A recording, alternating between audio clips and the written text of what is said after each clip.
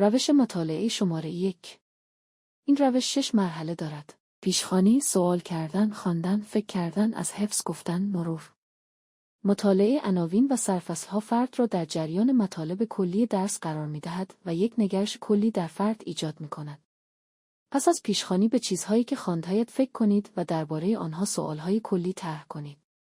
مطالب کتاب درسی را دقیق بخوانیم تا آنها را درک کنید و بفهمید. مطالب را عمیق بخوانید و به سوال‌هایی که از پیش طرح کرده‌اید پاسخ دهید.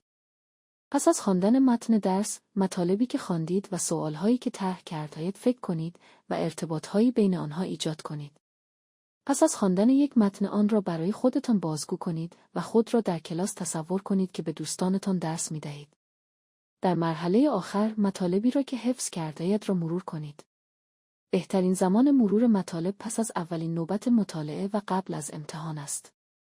دوره کردن در یادآوری بسیار مهم است. خلاصه روش خواندن. اول درس را پیشخوانی کنید. بعد سوال‌هایی درباره آنچه که خوانده اید طرح کنید. بعد متن درس را بخوانید و به آن فکر کنید. متن درس یا جواب سوالات را از حفظ بگید و در آخر درس را مرور کنید.